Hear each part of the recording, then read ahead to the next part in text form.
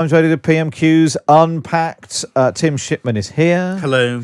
You can go online right now to YouTube. You can search, go on YouTube, search Times Radio, and you can watch along as we prepare for. We've not had it for 3 weeks. 3 weeks since we last. They've had a bit of time. We last gathered. Quite a lot has happened in that time.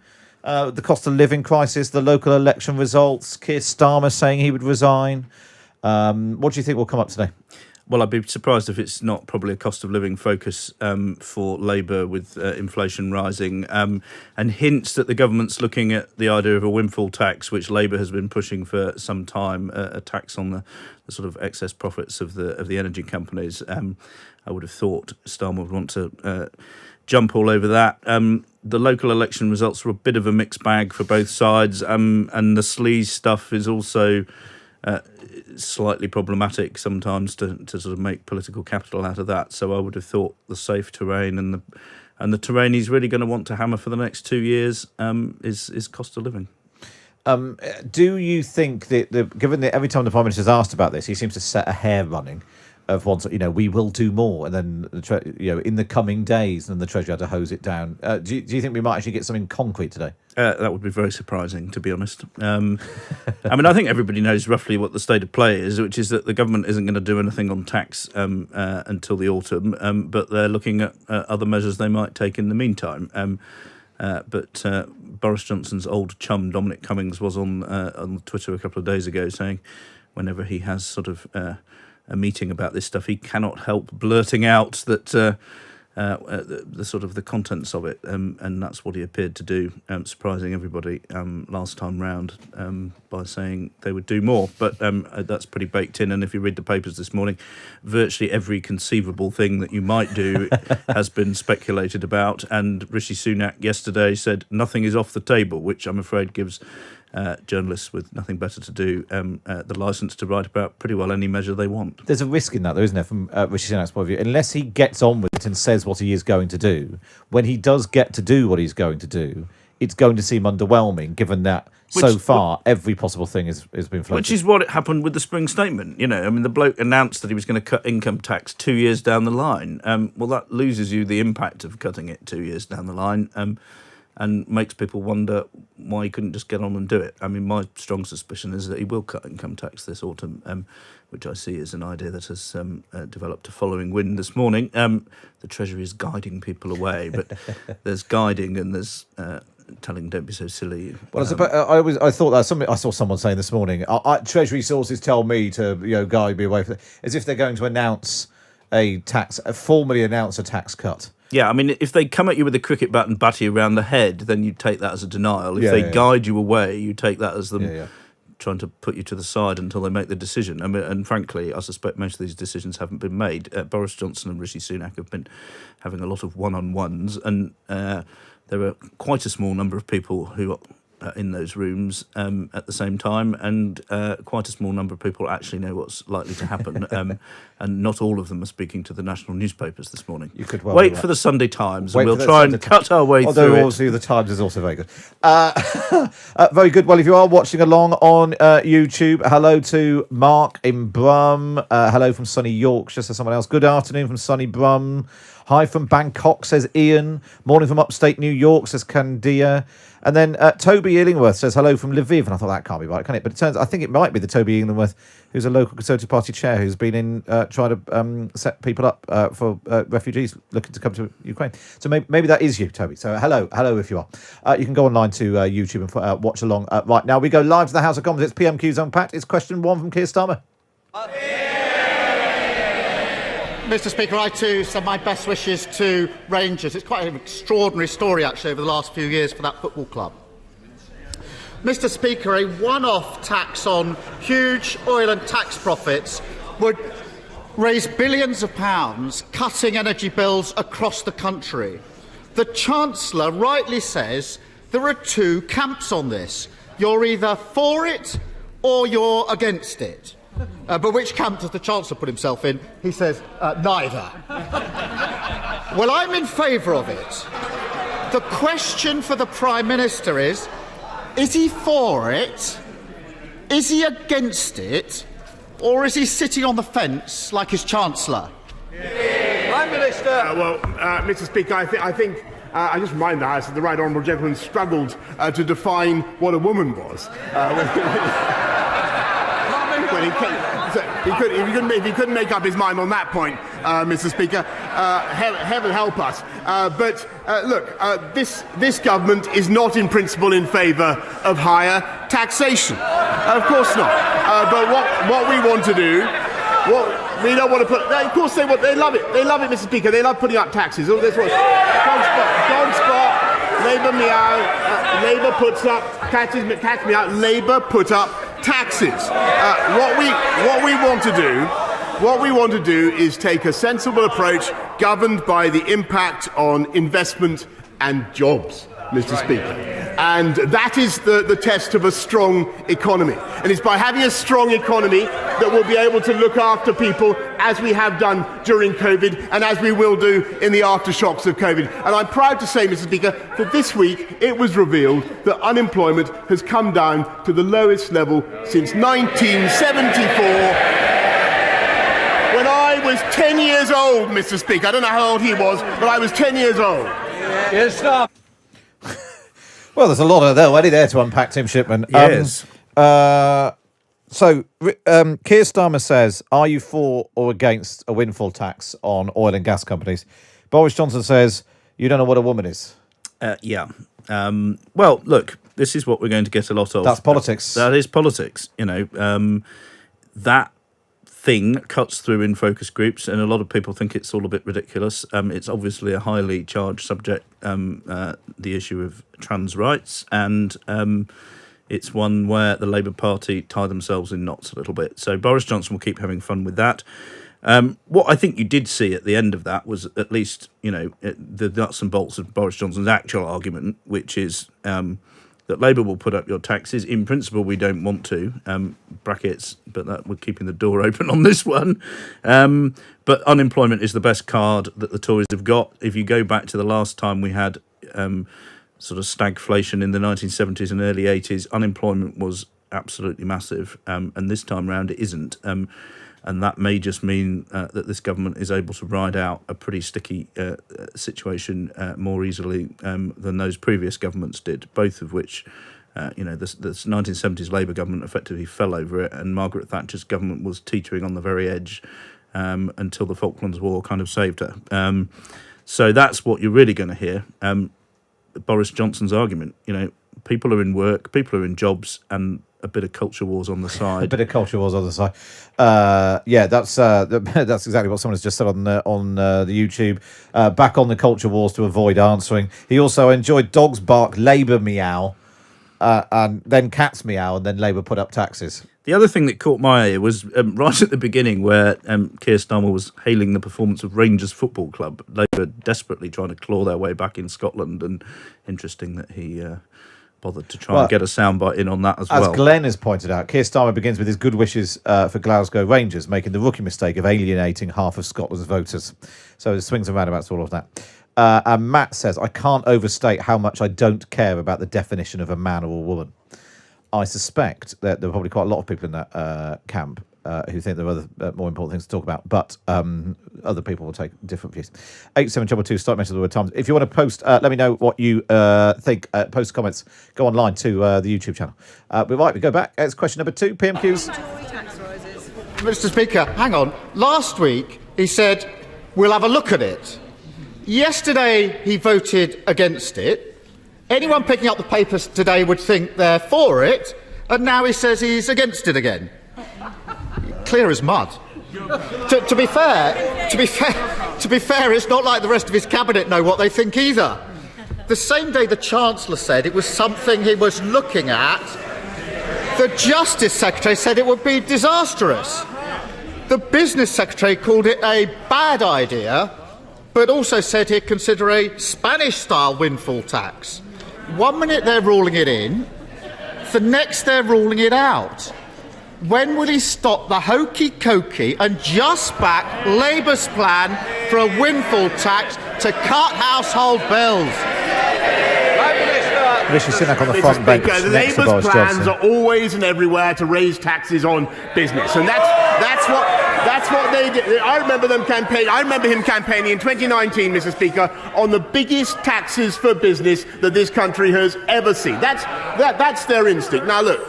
This country and the world faces problems in the cost of energy, driven partly by COVID and partly by Putin's war of choice in Ukraine. And we always knew that there would be a short-term cost in weaning ourselves off Putin's hydrocarbons and in sanctioning the Russian economy. Everybody in this House voted for those sanctions. We knew that it would be tough. But I just want to tell the right honourable gentleman that giving in, not sticking the course, would ultimately be the far greater economic risk. Yes, of course, Mr. Speaker, we will look at measures. We will look at all the measures that we need to take, Mr. Speaker, to get people through to the other side. But, Mr. Speaker, the only reason we can do that is because we took the tough decisions that were necessary during the pandemic, which would not have been possible if we'd listened to him. Yes. I'll just pause it there. Of course, we will look at all the measures that we need to take to get people through to the other side. Yes, which means we're definitely thinking about it. We might well do it, but we're not going to give you the satisfaction of saying so. Starmer, some good bit of work by his team there, trotting out all the different phrases that different ministers have come out with, who, of course, haven't got a clue what Boris Johnson and Rishi Sunak are up to either, and they don't know whether they're supposed to be in favour of it or against it at this point. But it was all just a little bit laboured again, wasn't it? The hokey-cokey and all this kind of thing. It's all a bit hidey-high and 1985. And it's a bit flat, but Keir Starmer's not whipping his own side up into a frenzy. No. Which was definitely... When we were here 3 weeks ago, it was just before the break. It was a bit lamentable from both there's sides. not enough anger or enough ridicule, frankly, for this to be really sort of successful theme for him without, frankly, a few better phrases than he's managed to deploy so far. A couple of things which are coming through, people posting comments on who are watching on YouTube. The fuel duty cut didn't really work. The retailers trousered the money, says Sarah. Clearly that's, I suppose, a concern. If you tax, this is one of the arguments on the windfall tax, you tax the oil and gas companies, they just pass it on and people don't. Or then the government gives you money off your energy bills, so the energy companies just put the bills up even higher. Barry says, how can he scaremonger, this is Boris Johnson, how can he scaremonger about tax raise whilst being the biggest tax raise of recent times? That would be a good line for Keir Starmer to use, wouldn't it? Yes. Well, let's find out if he will. This is PMQs Unpacked on Times Radio. This is question number 3 from Keir Starmer. He just doesn't get it, does he? He doesn't actually understand what working families are going through in this country, struggling about how they're going to pay their bills. And whilst he dithers, British households are slapped with an extra £53 million on their energy bills every single day. Meanwhile, every single day, North Sea oil and gas giants rake in £32 million in unexpected profits. Doesn't he see that every single day he delays his inevitable U-turn? He's going to do it. He's choosing to let people struggle when they don't need to. Mr. Speaker, he says that this government has no sympathy for people who are struggling and working. Let me tell you, it is precisely. Let me tell you what we're already doing. We're already spending £22 billion. We're already helping people with the cost of living in any way that we can, Mr. Speaker. But the reason we can do that is because we took the tough decisions to get this country through COVID, to make sure that we came out of lockdown in the way that was necessary, and to have a strong economy with robust employment growth, Mr. Speaker. And we will continue to take. And he talks about cutting taxes. In July, we will have the biggest tax cut for 10 years, £330 cuts for 30, on average, for 30 million people who are paying national insurance contributions. And the reason we can do that, Mr. Speaker, is because we have a strong and robust economy. I'm going to look at all measures in future to support our people, of course. Of course I am. But the only reason we can do that, the only reason our companies are in such robust health is because of the decisions that this government has taken. I'll repeat with the last exchange. Well, and not even as interesting as that, I'm tempted to say. Let me tell you what we've already done. I'm afraid I switched off at that point. I mean, yes. I think that, the public does sense the government tried to look after them over COVID, but I think they were a hell of a lot less persuaded that they're really doing, I think Boris Johnson said, all we can. This debate is going on precisely because, it's not all they could do. The question is, what's the best mechanism for doing more? And the government's not even disputing that it needs to do more. The argument is over what that thing is. So that sort of slightly contradicts the Prime Minister's line. Not that he'll let that trouble him. And once again, and we've talked about this a lot before, is that, for all the criticism and people posting a lot of comments online, Boris Johnson not answering the question or talking about something else like that, Keir Starmer's not really smashing it home, is he? Inflation at the highest level for 40 years, with worse to come. People struggling to pay their bills, energy prices going up. This should be ripe for an opposition. It should be, and there's with Boris Johnson, there's always a sort of opening with, is the bloke really in touch with the punter? He's been reasonably successful as a politician because enough punters are persuaded that he's kind of a bit like them, even if he's completely different from them. But Starmer's sort of, he doesn't get it, and all this kind of approach. There's not a lot of emoting from him either, and. We sense that he kind of really feels it in the way that you would have known that Neil Kinnock did, or John Smith did, or it does sound, even Ed Miliband, actually. Ed Miliband, is that sort of... Ed Miliband sounds really angry every time he does now. Perhaps too much. Yeah. He was, he gave a good... he did in the Commons earlier this week, Ed Miliband, quite a strong performance. I suppose and some good lines attacking Sunak, some actually funny lines that blended the anger and the humour, and that's just what we're lacking a little bit. It is slightly lacking. Keir Starmer slightly always gives the impression of someone who's been told by someone else what's happening, and he's sort of passing it on. And he's very concerned about it. Yes, that sounds. I was told it sounds awful. Anyway, this is Matt Chorley on Times Radio with Visa, supporting your small business on their digital journey. Let's go back to PMQs Unpacked. Keir Starmer. But, Mr. Speaker, still pretending the economy is booming, still got his head in the sand in the middle of an economic crisis. The Prime Minister keeps saying more help is coming, but we've heard it all before. May the 13th, he stood there and said, we will do more right now. A week has passed and there's been nothing. On April the 19th, he stood there and said, we will do more as soon as we can. A month has passed and still nothing. The Chancellor said, wait until the autumn. At least he's honest that the plan is to do nothing. But doesn't the Prime Minister realise that working people across the country can't afford to wait while he vacillates? It's time to make his mind up. Vacillates, of course, is one of Boris Johnson's I'll tell you what's words. happened in the last month.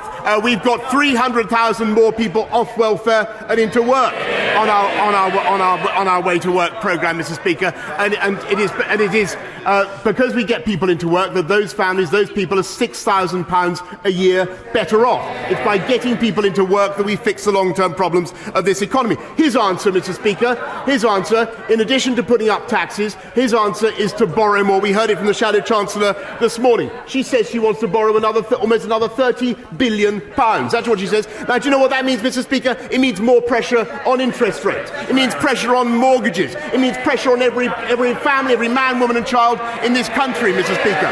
That's Labour economic policy. That is why there's never been a Labour government that left office with unemployment lower than when it came in. And that's the reality.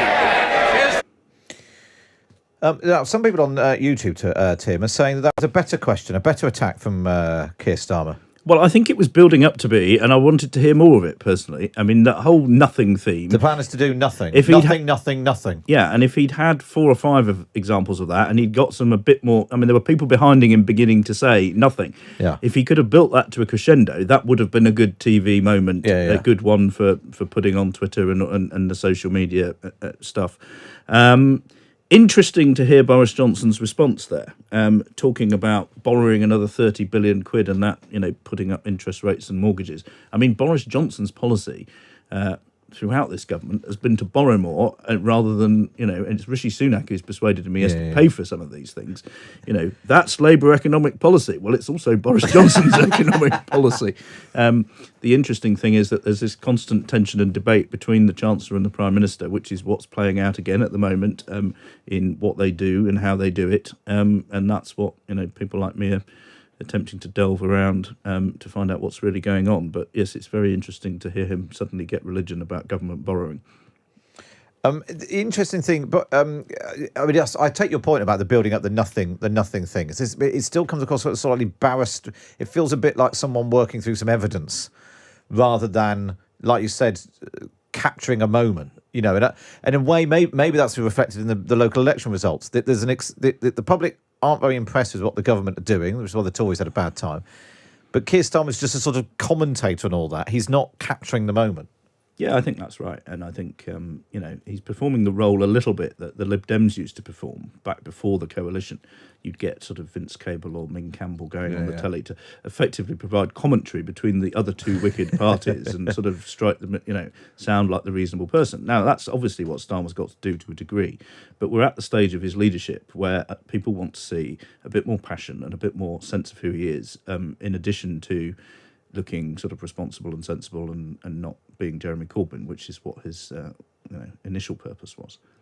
Someone on YouTube saying, watching rich people on huge salaries arguing about the poor people. Perhaps they all sort of thought about before they all voted through their own huge wage increases. I mean, technically they don't do that, although they did get a pay rise.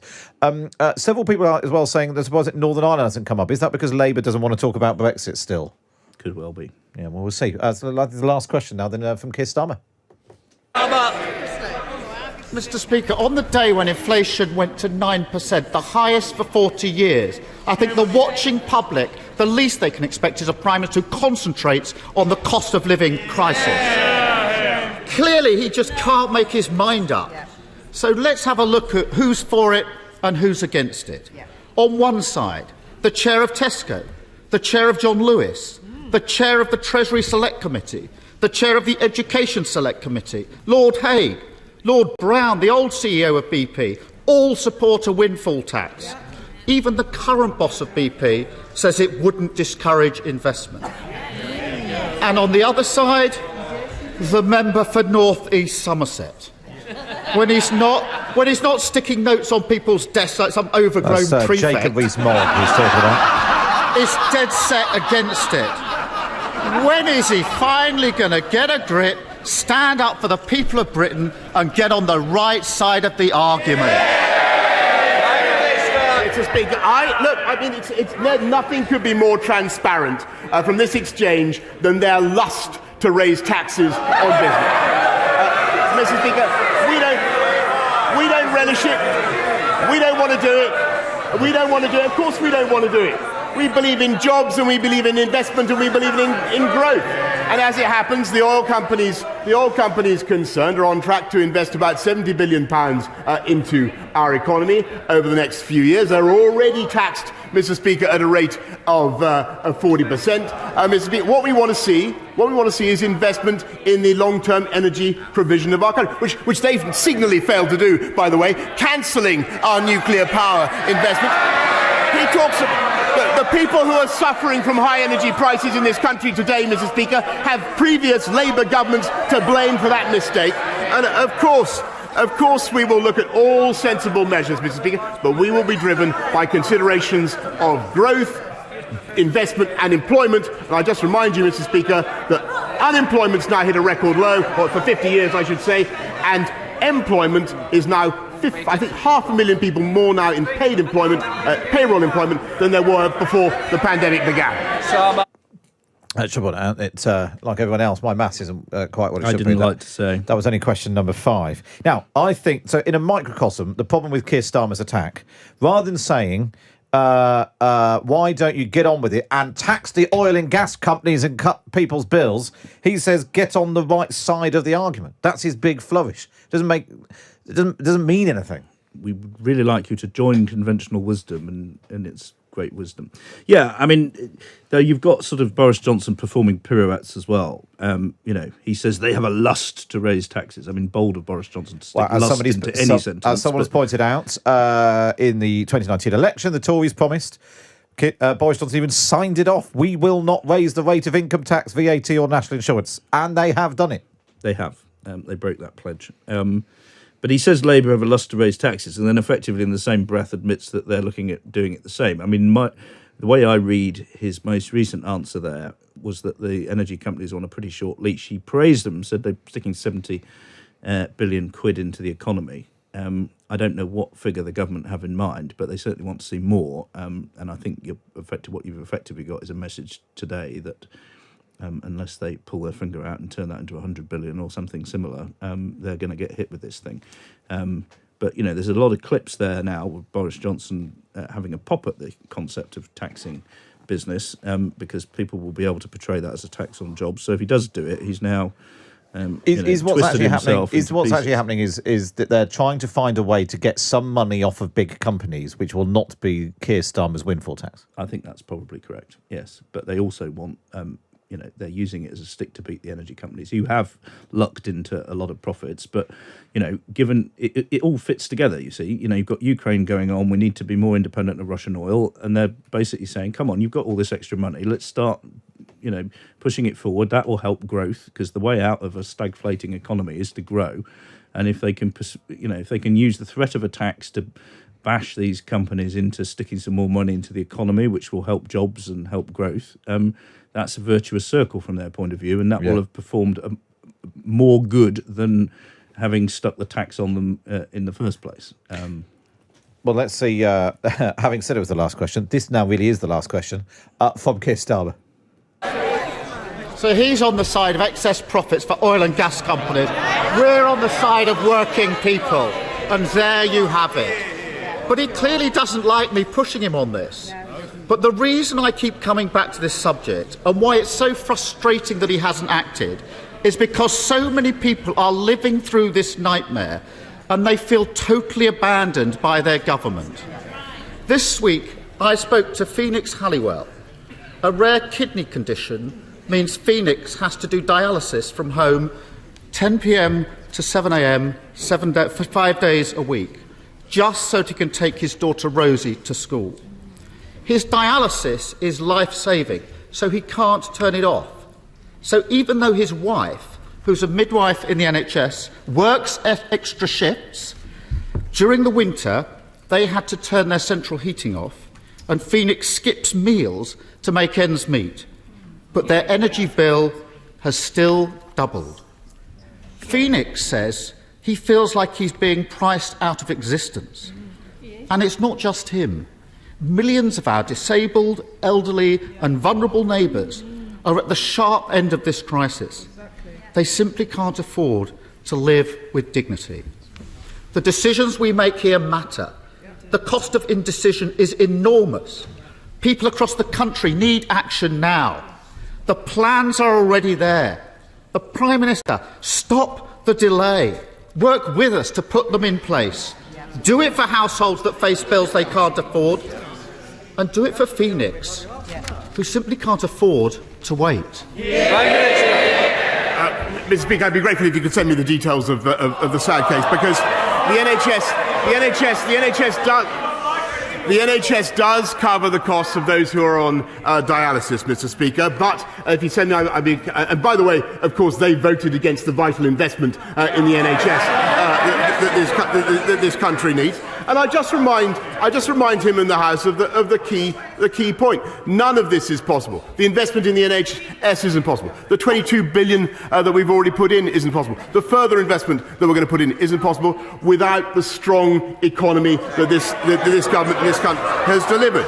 And it's because we took the tough decisions that I have mentioned that we have record low unemployment. Record low for the last 50 years, Mr. Speaker. And this Queen's speech that we've been debating is about putting in the infrastructure, the skills, the technology that will continue to build the platform for growth and jobs in this country. And that is what this government is committed to doing, and that is the best way out of economic problems. And I thought it was fantastic, by the way, yesterday to see her Her Majesty the Queen open Crossrail. 72,000 jobs that has already delivered, 90 billion it will produce for the whole of the UK economy. Well, let me just ask the right honourable gentleman, who was the Mayor of London when Crossrail was first started to be built, Mr. Speaker, and who was the Prime Minister who completed it, Mr. Speaker? We get the big things done, Mr. Speaker. There's never been a Labour government that left office with unemployment lower than when they began. Fletcher. Blimey. Well, there was a lot to unpack there. Just starting where we finished off there on this subject of Crossrail, how we got from dialysis machines to Crossrail is only in the mind of how PMQs works. Boris Johnson there boasting about Crossrail opening. He was mayor when it started being built. Big project. And he was prime minister when it was finished. Jessica Elgott from The Guardian pointing out that Ken Livingstone was the mayor of London when Crossrail got the green light from Gordon Brown. And of course, it's only Boris Johnson as the prime minister when it's finished because it's taken so long and been so over budget that it should have in fact have opened under the last prime minister. So, that's politics for you, I suppose. Yeah, that's politics. Boris loves to build, even when he's not the one doing the building. Although it was interesting that, and I suppose it once, and Jeremy Corbyn was famous for doing this. Once you raise an individual member of the public at PMQs, you had a slightly different tack. But Boris Johnson was there not only across the detail of some of what the support is for the NHS, but took a slightly different tack. Well, we've talked about it before, haven't we? The simple thing to do is say, send me the details and we'll see what we can do. Yeah. And it takes the sting out of it a little bit. I mean, it was as these examples go, it was a pretty good one, I think. And but again, to sort of reflect on what you said earlier, there was a slight element of that Starmer had been handed a piece of paper that he was reading out. He said he'd spoken to this guy. It didn't really sound like he kind of embraced the whole emotional meaning of what he was saying. And it's the landing that killer thing. It's the repeating the thing when the Tories are good, and you can argue about whether or not they are currently in that place. Well, sometimes they're good when they're very, very bad. But the take back control, get Brexit done. That was repeating back to the public the things that they were saying, and there's a slight feeling sometimes that Keir Starmer's using a slightly different language to the public. Yeah, I mean, all parties test their messages, and Labour will be doing the same, but they haven't really been able to crystallise a pretty major issue into something that resonates yet with a broad base of the public, and that is the art of politics. Someone's been in touch, John on YouTube, saying, "I've got to tell you, here in the Red Wall, Crossrail is all we talk about." So there we are. Yeah, finally London getting some much-needed investment in transport infrastructure. Right, we'll bring you the best of the rest of PMQs in just a moment after we get the latest news from Darryl Jackson. Across the UK, on DAB, online and on your smart speaker. This is Times Radio. Thank you. Good afternoon. Boris Johnson insists he will look after people in the aftershocks of COVID as official figures reveal the cost of living is now rising at a faster rate than it has for 40 years. Inflation was 9% in April, putting further pressure on UK households. We will look at all the measures that we need to take, Mr. Speaker, to get people through to the other side. But, Mr. Speaker, the only reason we can do that is because we took the tough decisions that were necessary during the pandemic, which would not have been possible if we'd listened to him. Well, Labour says the Prime Minister doesn't understand the crisis. Petrol and diesel prices have reached record highs. New figures show the average cost of a litre of petrol at UK forecourts yesterday was 167.6 pence. Diesel reached an average of 180.9 pence per litre. A Conservative MP arrested on suspicion of rape and sexual assault offences has been released on bail pending further inquiries by the Metropolitan Police. Since his arrest yesterday, the unnamed MP in his 50s has been told by government whips not to attend Parliament while the investigation is ongoing. Finland and Sweden have formally applied to join NATO alliance this morning. The move was made in the wake of Russia's invasion of Ukraine. Their decision to apply for NATO membership is one of the most significant changes in Europe's security setup for decades. It requires ratification by all 30 allied and parliaments, and Turkey has already voiced its opposition. Many parts largely fine and warm today, turning out warm across southeastern areas as well. Cloud and strengthening winds to bring rain to Northern Ireland later, with showery rain into parts of Wales, southwest and central England. Time for the sport now with Nick Ellaby. The former coach of Australia women's cricket team has been appointed as England men's new white ball coach. Matthew Mott's led Australia's women to unprecedented success over the last 7 years, including winning 26 consecutive one-day internationals, a record in men's and women's cricket. He signed a 4-year contract to lead the country's limited overs teams. England's managing director of cricket, Rob Key, says Matthew Mott is a perfect fit. Meanwhile, Yorkshire batter Harry Brook and Durham seamer Matthew Potts have been called up to England's Test cricket squad for the first time. Former England player Stephen Harmison isn't impressed, though. I think it's a kick in the teeth to county cricket. We've had a lot of big scores in county cricket over the course of the last sort of 5 or 6 rounds of county championship, and there'll be people in county cricket going, what have I got to do to get a game here? Bowlers Jimmy Anderson and Stuart Broad, left out of the last tour, are back under new captain Ben Stokes to play New Zealand next month. The first test starts 2 weeks tomorrow at Lord's. Sheffield United captain Billy Sharp says the fan who headbutted him last night is a mindless idiot who ruined what was an unbelievable night of football. Sharp needed stitches after the incident following the Championship playoff semi-final at Nottingham Forest. Writing on Twitter this morning, Sharp says he won't let one person ruin his respect for Nottingham Forest supporters. A man's been arrested. The incident prompted calls for players to receive better protection, something former Aston Villa striker Gabby Agbonlahor says is essential. We seen it, didn't we, with the incident with Jack Grealish against Birmingham City when the fan ran on and swung for him and missed. Horribly for Billy Sharp now. He's had to have stitches, shook up, and that shouldn't happen. You should feel safe at work. And Biniam Guillemai has pulled out of cycling Giro d'Italia after injuring his eye, celebrating yesterday's historic victory. He became the first black African to win a stage of a Grand Tour when he beat Mathieu van der Poel in a sprint to the line on stage 10, but he was then struck in the eye by the cork from a Prosecco bottle on the podium. This is Times Radio. Communities all over the country are getting together to celebrate the Platinum Jubilee. It promises to be a right national knees-up. Events like Clean Up Queen Christine's Big Lunch in Salford, Just Ride Southend's Ride and Picnic, and Noreen's Feed Me Good Party in London. All supported in no small part by another great community, the National Lottery Players. Have a great time, everybody. The National Lottery. Your numbers make amazing happen. Rules and procedures apply. Players must be 18 or over. Matt Chorley on Times Radio with Visa, supporting small businesses on their digital journey. Very good afternoon to you. It's Matt Chorley here on Times Radio. We've done PMQs Unpacked. Pausing the action live from the House of Commons. Unpacking Keir Starmer versus Boris Johnson. I don't think it's a vintage one, I think it's fair to say. But now we'll bring you the best of the rest. We sit through all the boring, daft questions so you don't have to. And today we are going to bring you the Lib Dem leader, Sir Ed Davey. Can I join other new fans of Rangers and wish them good luck in Seville tonight? Mr. Speaker, British farmers are the best in the world. They could play a big part in the answer of how families and pensioners put food on the table during the cost of living emergency. But from Caithness to Cumbria, from Shropshire to Devon, farmers' own input costs are spiralling upwards.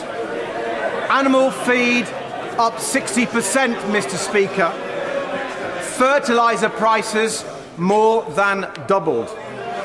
Yet instead of helping Britain's own food producers, the government is slashing the support payments that farmers rely on, sometimes for up to 50% of their income, even before a new scheme is in place. So will the Prime Minister meet with farming leaders and myself to understand the extreme challenges they are facing so our farmers can do their bit to help families and pensioners afford to put food on the table during this economic crisis? Prime Minister.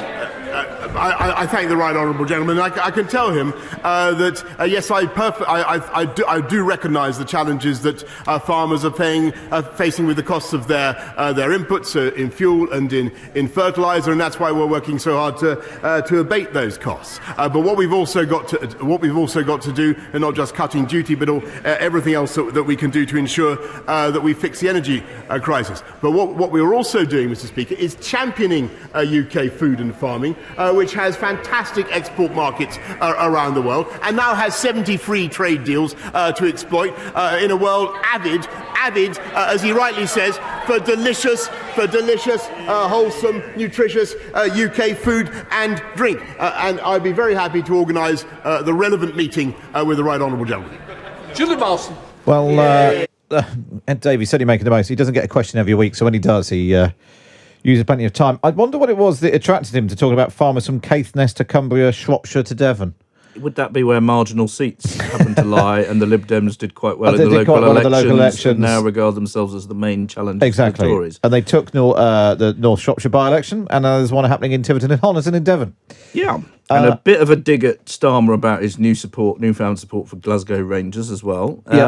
And I thought calling it a cost of living emergency also sounds sort of more exciting than a crisis. So that not a bad question. That probably ticked most of the boxes Ed Davey wanted to tick today. And Boris Johnson happily accepted his meeting, which, he might well have been at liberty to say, I'm quite happy to meet a bunch of farmers' leaders without you, mate, but he's come along, And actually, going back to those local elections and the Lib Dems coming back in places where they haven't been for a long time, putting themselves firmly on the side of farmers. We were talking about this with Alice and Robert earlier. Putting themselves firmly on the side of farmers probably isn't a bad place to be. No, not at all. And the Lib Dems, I think, if you've gone back and analysed Lib Dem questions at PMQs for the last 2 or 3 years, I would have thought you'd have had human rights, various foreign issues, Ed Davey, a lot of concern about sort of, rights for parents of disabled kids, all that sort of thing. I can't remember a single question about farms. The second they do quite well in the locals, they're back on to, and this is, Lib Dem fight back starts here. That's politics. Or something. We could have one more question. Let's hear from Hannah Bardell. No bullying and no harassment, no leaking, no misuse of taxpayers' money, and no actual or perceived conflicts of interest. The precious principles of public life enshrined in this document must be honoured at all time. Those, Mr Speaker, are the Prime Minister's own words from the Ministerial Code. So can the Prime Minister tell me, on a scale of 1 to 10, how's he doing with keeping to those principles? Mr. Speaker, I think 10 out of 10, Mr. Speaker, because what we believe in this government in adhering to the principles of the Ministerial Code, and by the way, it's an important point because, Mr. Speaker, there's a lot of attacks on MPs on what goes on in this place, and I think it is always worth stressing that the vast majority of people who work in the House of Commons, members of Parliament, are doing a very good job and working very hard and are not misbehaving. There we are. Most people aren't misbehaving. There we are. That's not great timing for that claim, is it, really? No, at a time when, innocent until proven guilty. Innocent until proven guilty, but a Tory MP has been bailed on serious, are being investigated for serious sexual offences. And this, of course, is yet another Tory crime week in their... yeah. I think maybe they should stop having crime week. Yeah. Let's round off PMQs then with this contribution from the Conservative MP, Catherine Fletcher. The lovely Chorley. The what, sorry? The lovely Chorley. The lovely Chorley. That's definitely going in a jingle somewhere. That's Catherine Fletcher. And do we know if she's referring to the town? I assume she's referring to the town, 'cause it's not far from her constituency. Previously, the best... Catherine Fletcher's contribution to the House of Commons was when Boris Johnson was facing all the criticism over fines in Number 10, and she got up and she said she was out and about in her constituency in Lancashire, and her constituents said, he's a Wally. But there's a war on. That's not what they said, was it? That's not what they said. And I suspect that's also not very helpful for the Prime Minister. Anyway, lovely to see you, Tim Shipman. Tim Shipman, chief political commentator for the Sunday Times. Of course, you can read him in the Sunday Times. Off now to start his week's work. That's very cruel. I've been hard at it already. Trying to squeeze a whole day's work into a week. 3 WhatsApps to contacts during this proceedings. There we are. Very good. PMQs Never stops. Was that exciting. Never stops working. Catch Tim Shipman in the Sunday Times this weekend. Right, coming up, we're going to talk about Dogfest. And we'll do the quiz. It's Matt Chorley on Times Radio with Visa, supporting small businesses on their digital journey. Mariella Frostrup, this afternoon from 1 on Times Radio. One of the nation's favourite directors, Richard Curtis, tells us why he's turning his talents to getting us investing in the planet and why he still believes in comedy for good. The parents of Natasha Edna and Laperouse, the teenager who tragically died after an allergic reaction to a pret-a-manger baguette, share with us how they're channeling their loss into pioneering technology to fight food allergies. And we remember the life and times